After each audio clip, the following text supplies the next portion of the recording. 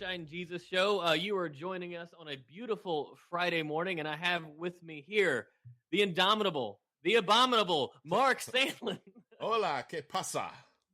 Mark, if you're not following Mark on Facebook, you really should, because he's doing this series of sermons at his church in Greensboro, and he's posting little snippets of them.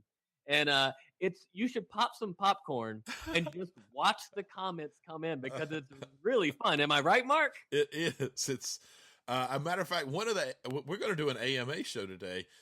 One of the questions, it was quite funny, that was asked was, how many times did you get called a heretic?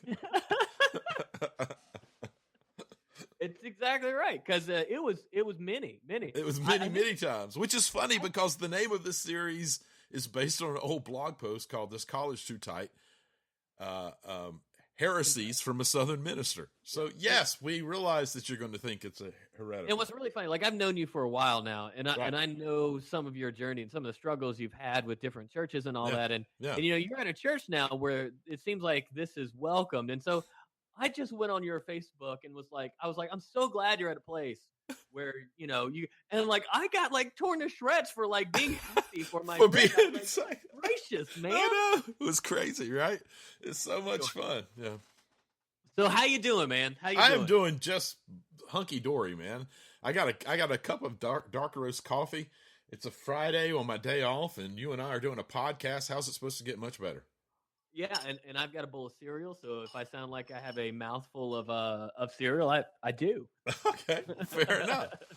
Okay, so today Mark and I thought we'd do kind of an AMA for the whole show. And this might be something we incorporate a little bit into our Wild Goose show. Absolutely. Because it's done so well, and we get such great questions, and we've always said that our listeners tend to be more intelligent, more thoughtful, and more thought-provoking than you or I. Yes, absolutely. So we thought, in kind of the spirit of us being the help and the hams, and you guys being the brains of the operation, we just dedicate a whole show to the AMA that you guys have been asking, because there really are some really profound, tough questions. Yeah, we've had some questions come through on AMA that we thought, what a great question. But in one segment where we're trying to get a bunch in, we couldn't really address them because they were deep questions. They were very, very deep questions, and I'm not sure you and I will be able to answer them, but we will talk about them. We will talk about them, but not this segment. But not this segment. We're going to have the fun questions this segment. I'm a big believer in asking good questions and never having answers for them. That's my whole ministry philosophy. Okay, so I thought a good one to start out with is from one of our longtime listeners, Anna Marion Howell, and she wants to know for both of us what our favorite hymn, our favorite Bible verse, and our funniest seminary or grad school story is. Which I think is pretty good, actually. Okay, all right. And so for you, Mark, do you have a favorite hymn? And I'm going to say Bible story, not just Bible verse. Okay, all right. It'll be a Bible verse for me. Favorite hymn would be, growing up, every morning I would hear my dad in the shower singing, "This is my story, this is my song." So that would have to be my favorite hymn. I still have these wonderful That's awesome. memories of that. And it was the only time I heard him sing would be then in that song. So my favorite. I think we should include a solo of you singing that for Wild Goose, since the theme is story. So I think that would really bring people out. Yeah, out to other people's stage. Yes, I imagine so. Favorite Bible verse: "What does the Lord require of you but to do justice, to love kindness, and to walk humbly with God?" Man, I have a great story about that, because I was at a church once and decided I was going to do the pedagogy of the press, and we were going to define what justice was for our group. And I was just really believed in my ability to lead this. So, in other words, I failed miserably. The definition that was created for justice was, you get what you deserve. Oh, geez. There are lots of talks of punishment. And I thought, well, we've got a long way to go. I was like, I got work to do. All right. So do you have a good seminary story? So, right in the middle of a theology class, and you know how serious theology classes can get. All of a sudden, the theme music to Superman started playing from the back of the room, And then at the front of the room, out of the closet, emerges someone dressed in full Superman gear, runs around the room and then just takes off out the door. It was kind of crazy. That's amazing. Yeah, it was. All right, so how about you? Okay, so favorite hymn. Okay, so growing up, my favorite hymn, and I went to church where we only did a cappella singing. So we were not allowed to use musical instruments whatsoever. It was unscriptural for us growing up. Okay. So my favorite hymn growing up was something we sang every single Easter, and it was "Low in the Grave He Lay." Are you familiar with that song? Do not know that song. Okay, so it's this nice slow tempo song, and then like the chorus kicks in, it gets really up tempo. It's like, "From the grave he rose with mighty." Yeah, anyway, so that was my favorite song growing up because our song leader always got really into it, really into it, and it was so entertaining for such a straight-laced kind of person. Somebody kind of get excited. It was fun. But as I got older, my two favorite songs that are hymns became Amazing Grace, and I changed the lyrics sometimes. Sure. And Come Thou Fount. Okay. And I picked those two songs because those are also two songs that I sang to both of my children as lullabies. Nice. But and I would change Wretch Like Me because that's really not my theology. So. Right. So. Okay. Favorite verse or Bible story? Oh gosh, that is so difficult. Now, that's the reason I stuck with verse, because if we expanded it if I'd expanded it to Bible stories, I'd have had so many problems, because I love so many Bible stories for so many different reasons.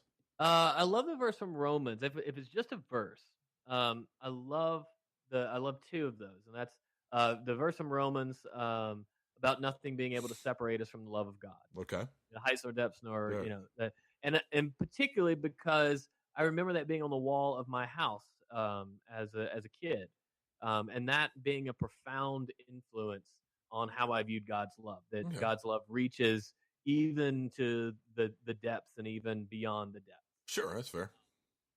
And I'm also a big fan of Faith, Hope, and Love, Grace of Thee is Love. That's also one of those key ones. If I had to pick an actual story, I'm still heavily in love with the parable of the 10 bridesmaids.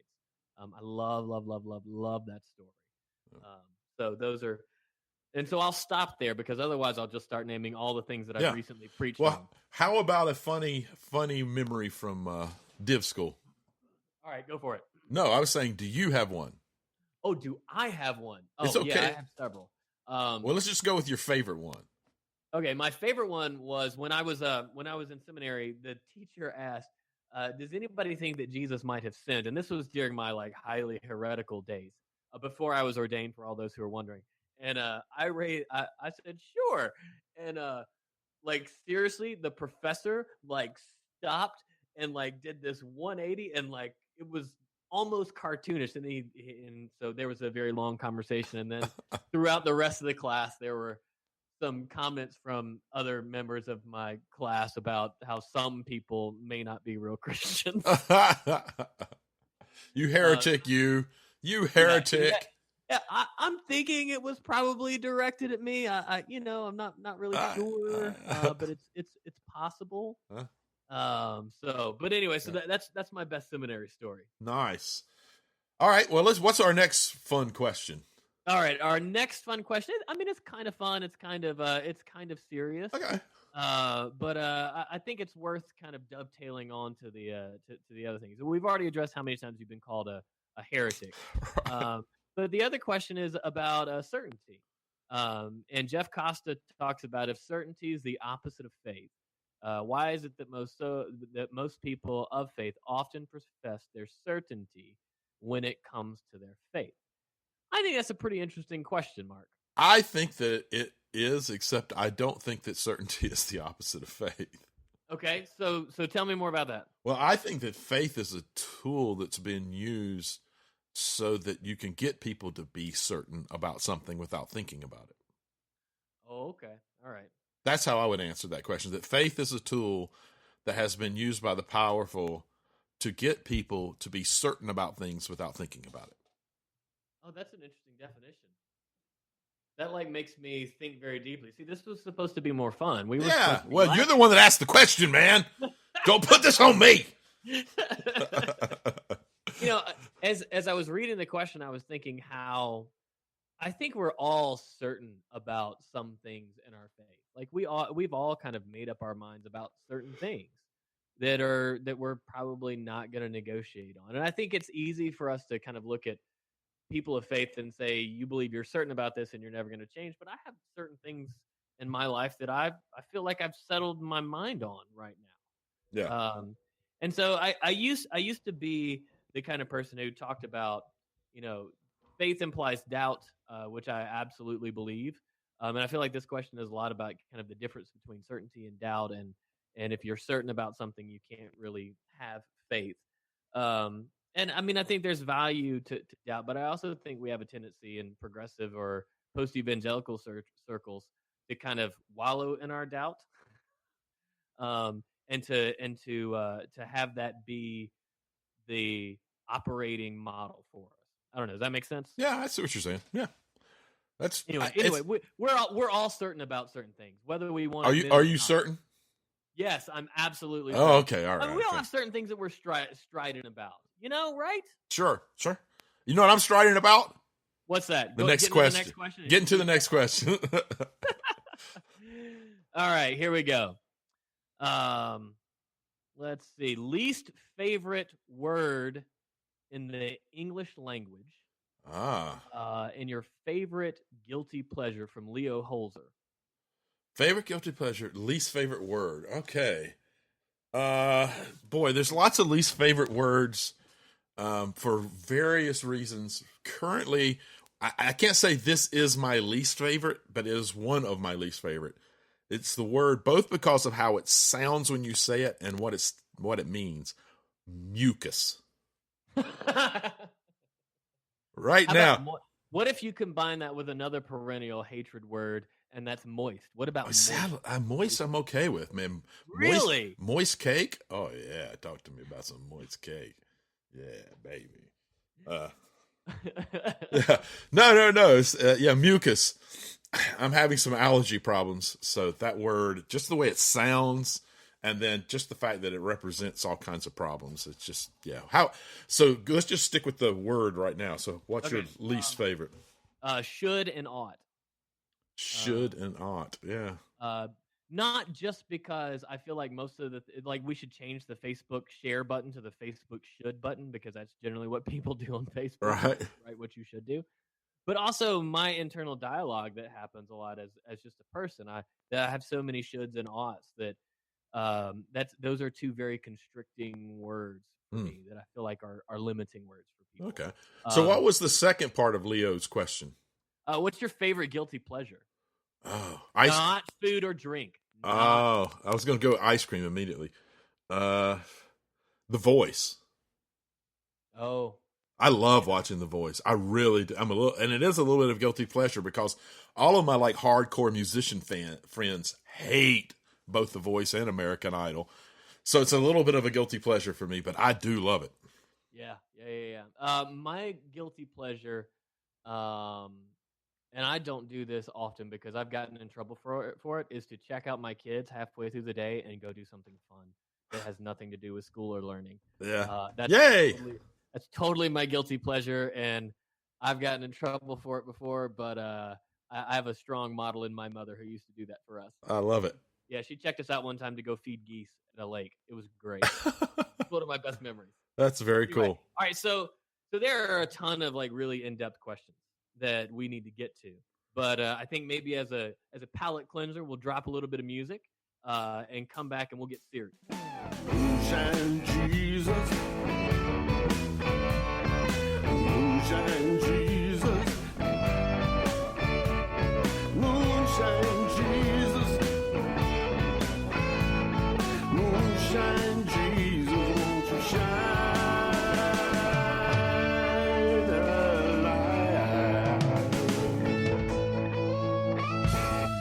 Hello, and welcome to round 2 of the Moonshine Jesus Show. So, David, you said we needed a palate cleanser. We just had that. I, myself, juiced up on some really strong brewed coffee, so my pistons are all firing on the right. So I'm good. That's good for two reasons. One, for this next question, you need your pistons firing, and two, you literally can't have this question without that dark brewed coffee. This question comes from Keith Slider. How did God create the world without creating a cup of freshly brewed coffee first? I mean, that's a profound question. It really is. My pistons may have been firing on all cylinders, but after that question, it's just all a mixed mess of every craziness up there, man. I mean, this is essentially the ultimate chicken and egg question. Yes, it is. It's a difficult. That is a. It goes to the essence of divine nature and the divine nature of coffee itself. Well, that brings up the question: was coffee at the beginning? Well, see, my question would be: is coffee that dark matter through which the Big Bang happened? Ooh, coffee is the dark energy that we now consume. Are we ingesting the dark energy that created the universe every morning? Because that's what it feels like when I drink coffee. Coffee feels like I'm creating the universe. Are you saying? Are you saying that coffee is the tohu wabohu of life? I'm guessing, although I'm not exactly sure what that means. The mixed mess, the dark and the void, the tohu. That's the Hebrew, the tohu wabohu. Absolutely, we are ingesting the dark void of creation. But how do we handle that with God? So the mess was already there, so God could have. That sort of works. Or if it's pre-Big Bang, it's pre-human kind of constructs, so we don't have the timeline. It all happens at once. It happens at the same moment. They coexist. They do. They are in a symbiotic coexisting relationship. You know, that's almost Trinitarian language, Mark. Don't go there with me. I'll just get in trouble. I'll get in more trouble. That's almost Trinitarian language. I'll leave that there. And maybe we should move on after that. That's probably a really good idea. I have a feeling we're going to pull apart the fabric of the coffee universe if we keep. We can't let that happen. We can't let that happen. We have to hold together the coffee universe tightly. So thankfully, Hope Hatter is going to save us here with her question. Excellent. And she asks us, how do you feel about people saying they're blessed when they have material success or food on the table? Does it bother you that this statement implies that God loves those who have things more than poor people or people who are hungry? Wow. That's one of your pet peeves, man. It is. It's the whole there go I, but for the grace of God kind of thing. I mean, if people mean well. They want us to seem humble and not arrogant. We get where people are coming from when they say that. But the implications, the subtext. You kind of miss what you're saying about the other person. You're trying to say I'm humble, but you forget that if you're blessed because you have these things, what about the folks who don't have them? You're implying that they're not blessed, that they're somehow less chosen or less cared for, or God's trying to teach them a lesson. Or God's trying to teach them a lesson. And then we've got the whole biblical example of what blessed really is. Yeah, I mean, I think it's fascinating that we understand blessings in our culture as material things. Wherein if you look at biblically what Jesus says about blessings in the Beatitudes, do you really want to be blessed by mourning, by being poor in spirit? But, do you really want those blessings of being persecuted for Christ's sake? Right. I don't think so. We end up with these weird sayings and these weird ways of seeing what blessed is because we're measuring what is good by the yardstick of society. I have these things that society says are important to be a happy, well-to-do person, rather than looking at the biblical example of what is to be blessed. Being blessed does not mean being successful. Being blessed does not mean being a capitalist. It has this completely fundamentally different thing that is fundamentally not about being an individual hoarding things, but about being in good relationships and community with others. It just makes me think, if people really understood what blessed meant, that I kind of want now every time, because I don't know if it's your experience, but at least in this town, a lot of times when I check out at a grocery store or at any kind of Target or whatever, I'll say, hope you're doing well. And they'll go, I'm blessed. I think from now on, my response is going to be, oh, I'm so sorry. Yeah. Are you mourning? What are you mourning? I'm so sorry. Is it sad? Is it? I'm so sorry. Yeah, well, bless his heart. Yes, exactly. Oh, yeah. Anyway, okay. All right, so we'll move from one hell to another. This question comes from Timothy Aldridge, and Timothy's asked a couple of questions about hell. One of which is, what happens to Hitler after he dies over against Gandhi? And his other question kind of deals with this idea of, does hell exist? And if so, how does one avoid hell? And this is, man, right up your alley, our resident heretic, Mark. That's right. All right. You give me the heretic's answer, and I'll give you the more orthodox answer.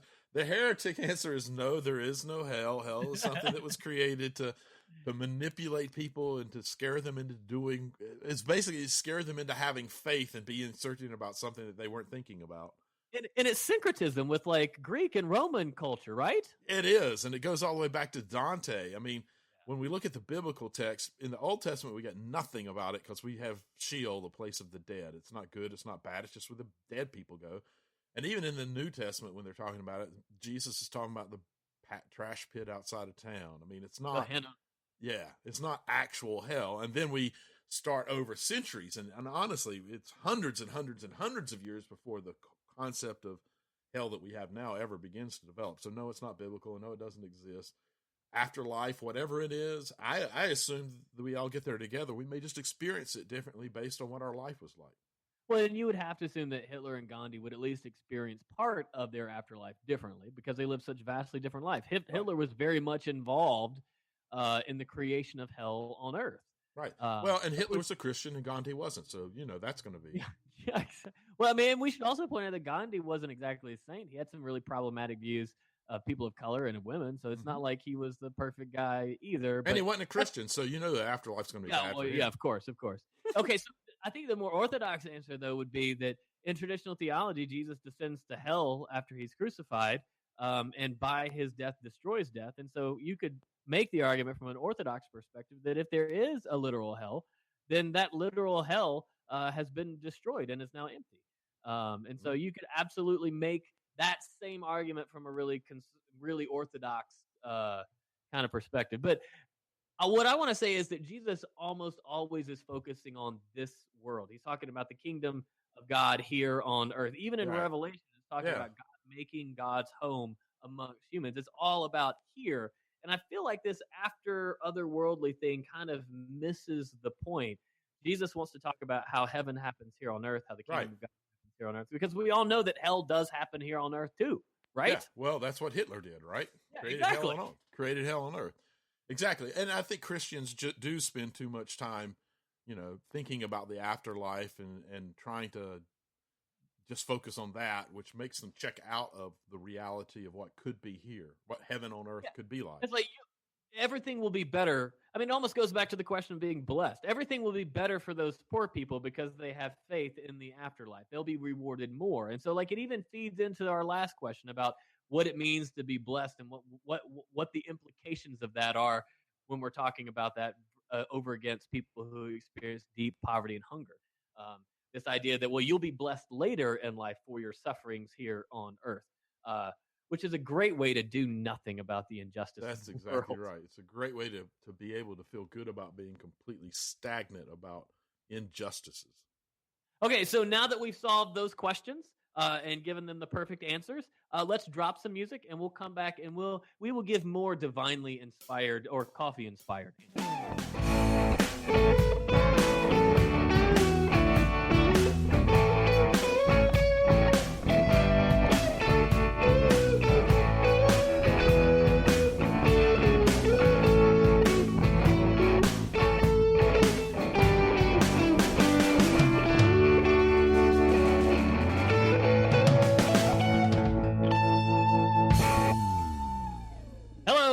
Welcome back to the Moonshine Jesus Show. You are at round 3, and by now you should be good and ready for some laughter. It's the third round, right, Mark? Yeah, it is time for some laughter. I thought that the AMAs would be funnier than this. We might have gotten a wee bit serious every now and then. It just goes to show you how thoughtful our listeners are compared to ourselves. That's fair enough. All right, so we're actually going to go back. Leo Holzer has given us a ton of amazing questions to work with here. So we're gonna pull one of his many questions because I'm actually interested to hear this from you because Mark, you write more than I do, and you have been out there in the public eye much more than I have. So I'm actually curious how you're going to answer this. What's the ugliest, meanest thing someone has called you for something you've written? And I just expand that to say it doesn't have to be a name. It could be something they've just said to you. Oh, boy, that's tough. I would. They're both names, and they're not ugly. They are ugly, but they're just trying to. I don't know. So probably the two worst are Mouth of Satan and the Antichrist. I've been called both of those. Now the Antichrist, I've been told I was actually called by one of my church members at a former church. Oh wow, that hurts. I've been called that online too. So, but no, it doesn't hurt. It's actually kind of like, wow, you've given me that kind of power. Really, that's remarkable that you're in a place where you want to bestow that kind of power on me. Mouth of Satan sounds like something from a Neil Gaiman novel. Right, it's so weird, right? Neil Gaiman's book Good Omens, which is hilarious. That's fantastic if you haven't. Sounds like something from that book. It really does. And no, that one sticks with me just because it's so, I don't know, there's something about that Mouth of Satan. Just, yeah. How about you, man? Have you had... What kind of breath does Satan have? Anyway, very hot breath, I should. Hot breath. Smells like brimstone. And sulfur. Sulfur. That's a bad smell right there. Okay, so for me, I occasionally get called names. I don't write nearly the kind of controversial stuff you do. The most controversial stuff I've written has been about race or racism or Black Lives Matters. And on one thing I wrote particularly, I got 2 very graphic death threats against my family and myself. Yeah. And I have had a few death threats and too. that's the kind of stuff that you go, God, that's just really bizarre. And for me, I feel like if it didn't involve my family, it wouldn't have been like a big deal. And I think we should say, and I'm sure you did, for those who are worried, it was something that was reported. Oh, absolutely. It was reported to the FBI. Yeah, Patheos does a great job, who we both blog with, do a great job anytime any of their bloggers receive death threats. So, that's the kind of stuff that does get absolutely reported. So if you've got any designs on leaving us those comments, don't worry, we will report you. But anyway, so that's mine, and it does stick with you. In ways that were really kind of troubling in a lot of ways, and I know, and that's kind of the intent of it too.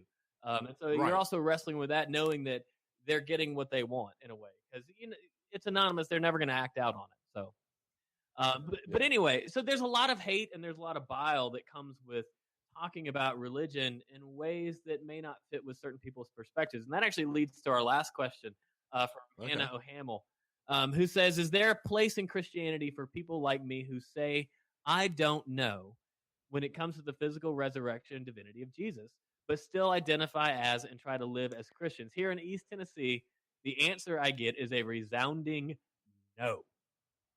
Well, I'll just answer it this way. I don't know.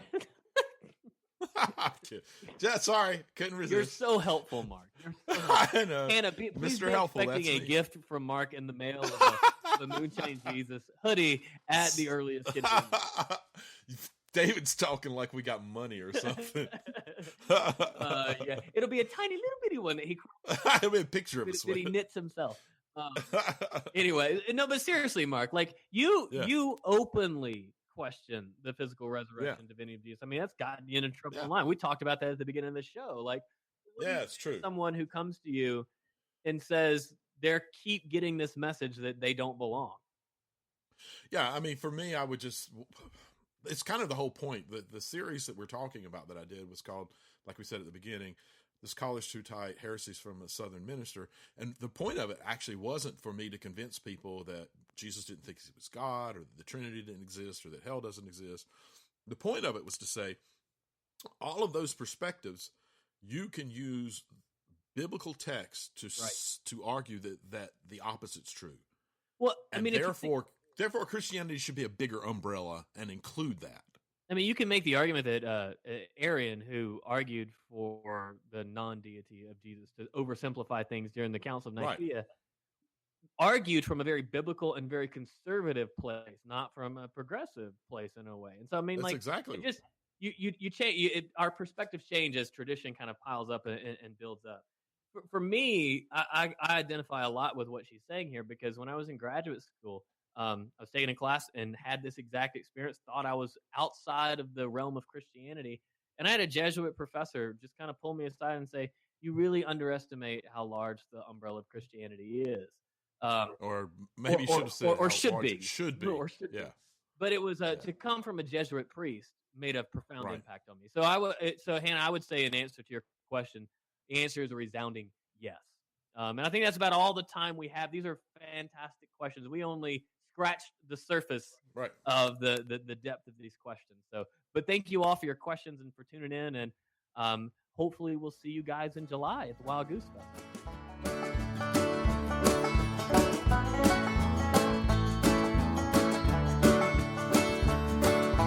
Moonshine and Jesus, there's gold in them hills. Keep them all happy, cure all their ills. Moonshine and Jesus, grapes on the vine. Moonshine and Jesus, make them feel fine.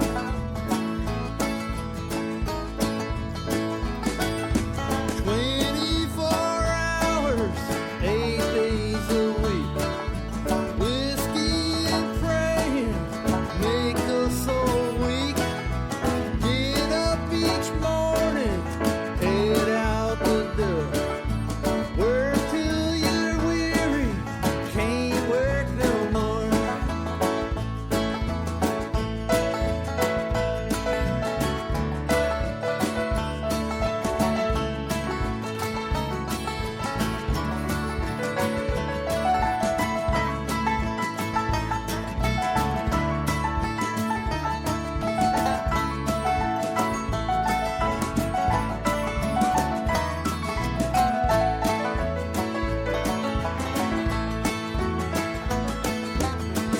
Years later, you sit and you think, thank God they gave me this time just to drink.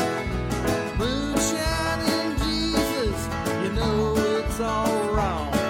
They make it so easy to just tag along.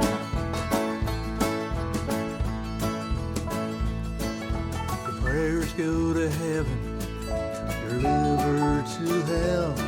Your mind can't believe that they planned this so well. Moonshine and Jesus, yes, that is the way. They get us to give up our souls every day.